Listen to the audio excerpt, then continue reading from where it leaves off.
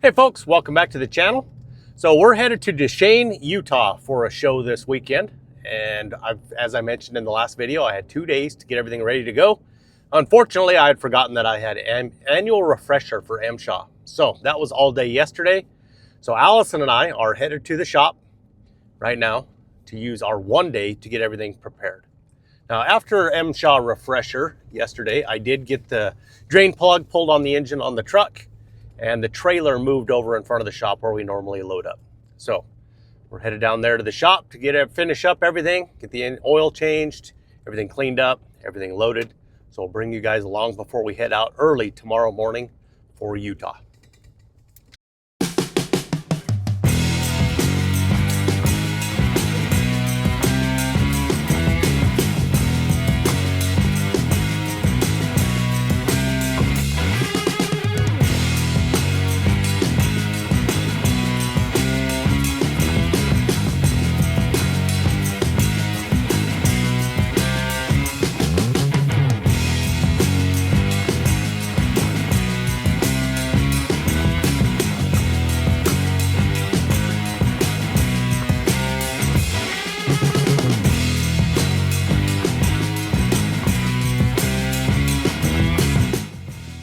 So here's the little hose project I've got going on. This is the hose that blew apart on Midnight Panic and Klamath Falls. You can see where it's blown that hose wide open right there. And then it also got it pretty good right here. I stole this end to put together another field service hose, or a rag hose as we call it, to get the truck home, load it up in the trailer and get it back here to the house. This particular style hose here is rated for about 2,000 or 2,200 PSI, maybe a little more. Either way, obviously not up to the task. So what I've got is some new hoses here. I had these ones built, and these are rated for 5,000 PSI. So I've got those all set up, and what we're gonna do is go swap out these hoses here, the new one I put on, and then the other original hose on the passenger side with these two hoses right here.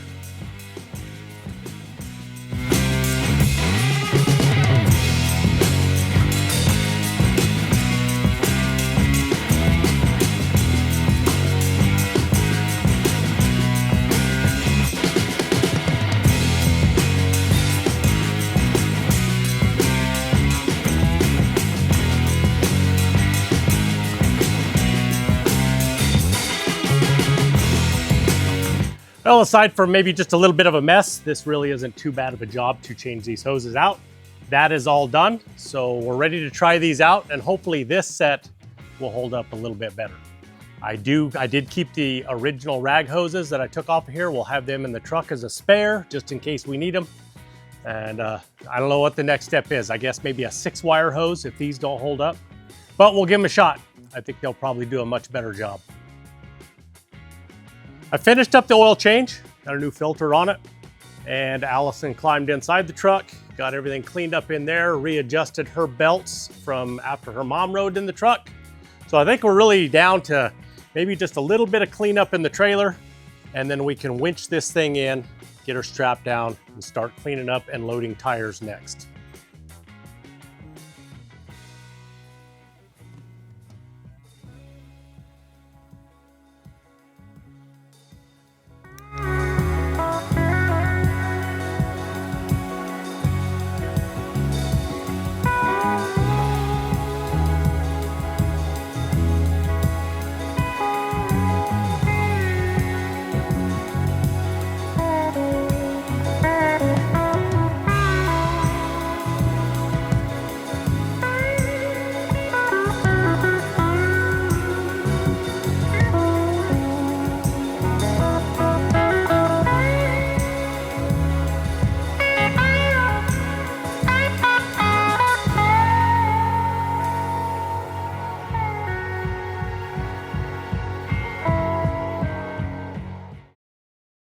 Three days later. Well, here we are in Duchesne, Utah. Got everything pretty much ready to go. We showed up plenty early yesterday, and we kind of just hung out until it cooled off a little bit. Got the truck unloaded, tired up, and ready to go. Once we got it tired up, we pulled it over here on what was the shady side of the trailer and did all of my bolt checks. So there are a couple of bolts that I have to check every show. It's kind of interesting. So these two bolts here in the bottom of the transmission mount, those loosen up after every show. For some odd reason, I don't know if there's a harmonic that transfers up through that transfer case and backs those bolts out. Either way, this time I installed a little bit longer bolt and a dab of Loctite on there, so we'll see if that works out better.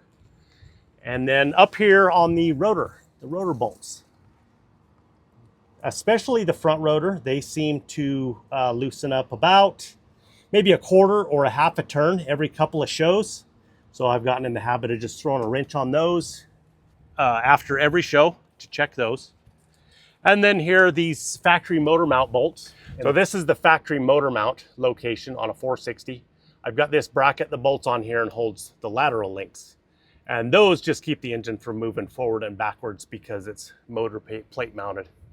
So I got a couple of these bolts that like to back out on occasion, or I've had to tighten them up a couple of times. This time it was good, however, so maybe I won't have a problem with that. Either way, I definitely check that every time now.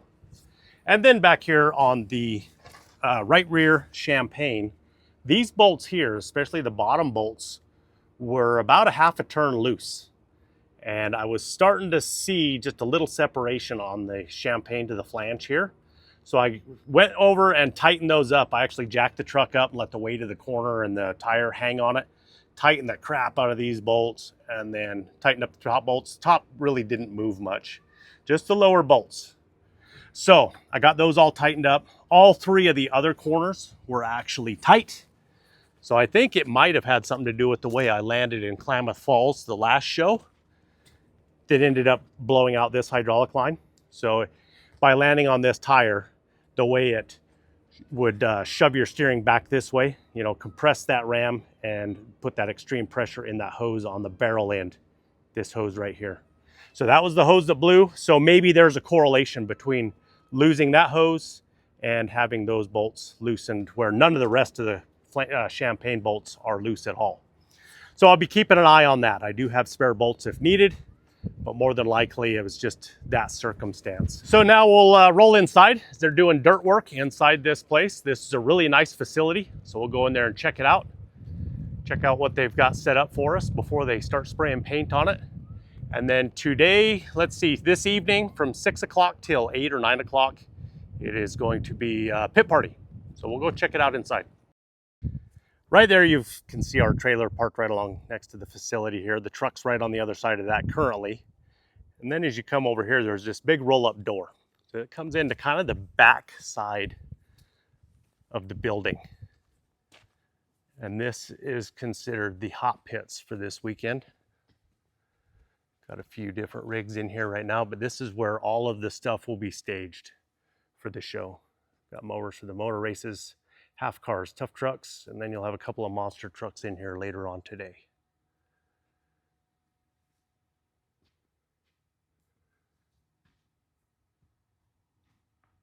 Pretty nice place.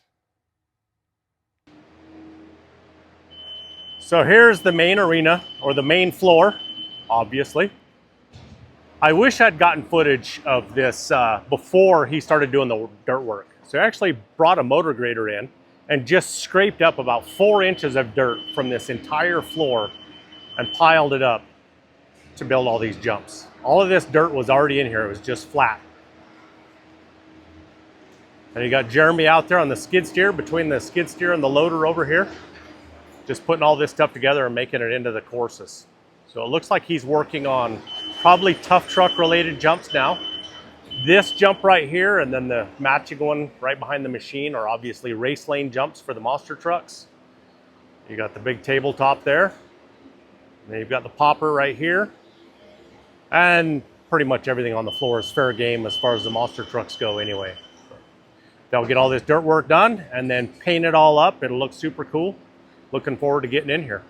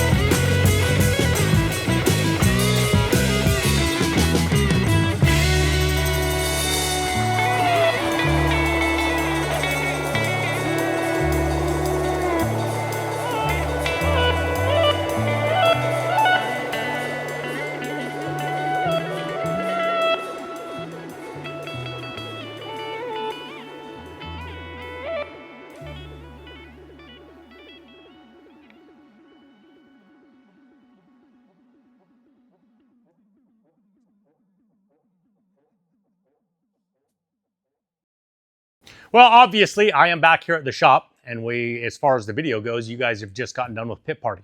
And that is because after pit party, I just did not spend any time doing much commentary work on the video here while we were at the show.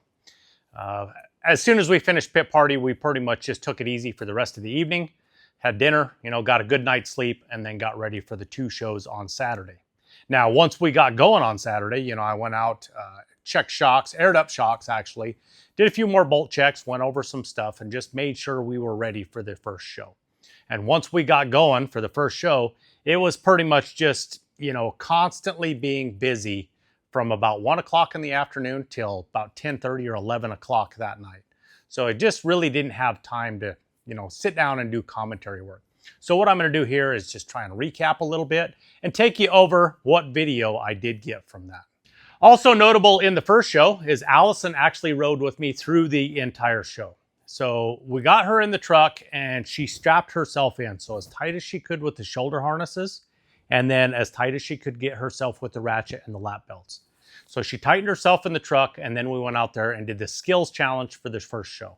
Now for skills challenge, as in other shows, you basically get 2 attempts to go out there and do a trick, and it's all based on crowd approval. Almost kind of like a mini freestyle. We went out there and did a stoppie, probably one of our better stoppies to that point. We were able to get the truck up to that balance point without having the grill, nearly touching the dirt, having to throttle out of it quickly. So I felt pretty good about that.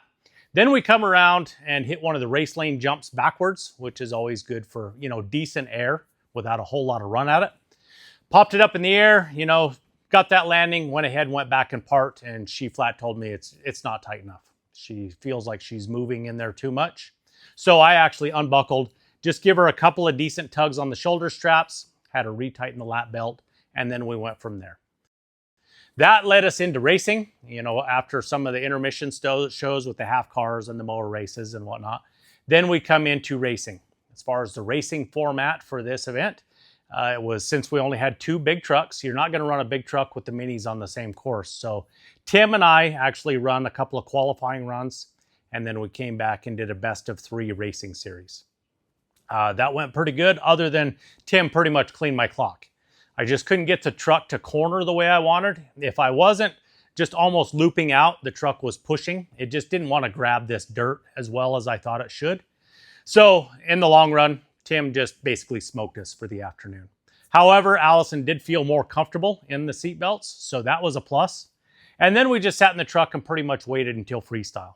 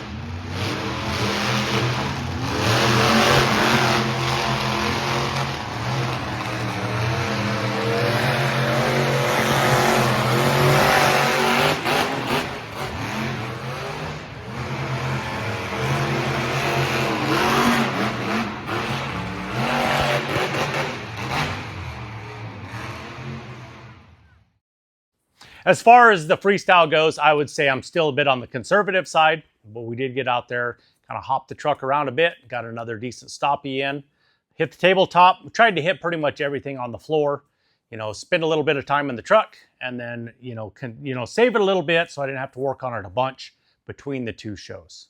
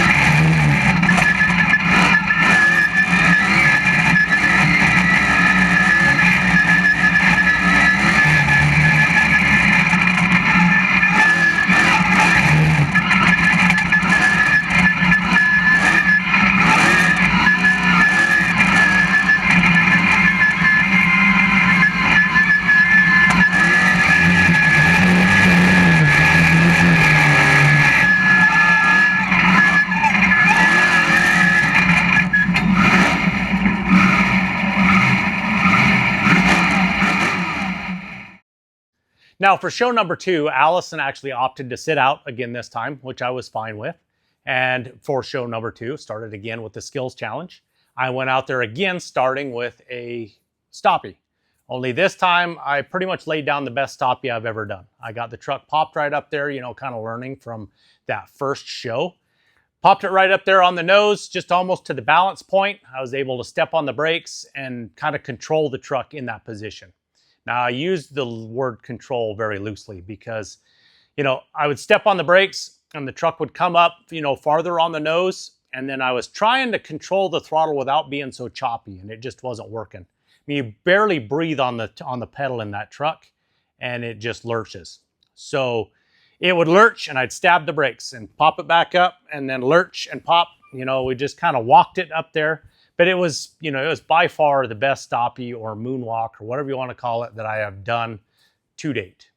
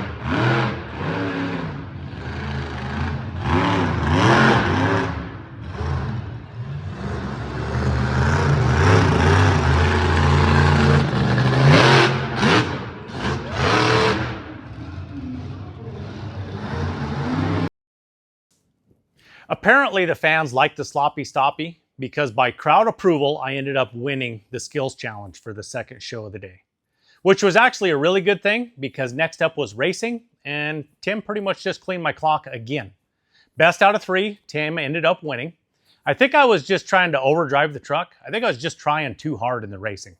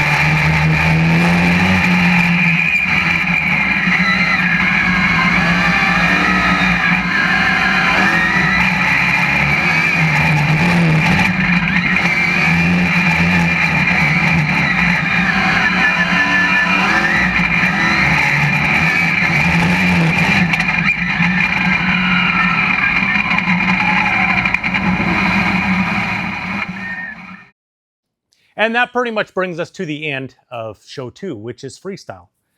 Went out there and I hit the race lanes a couple of times. And then since I was on such a roll with the stoppies this weekend, I went ahead and attempted one of those again. And it was pretty much a failed attempt. I just wasn't quite lined up on the blocks right. And that right rear tire just didn't get the pop that I needed.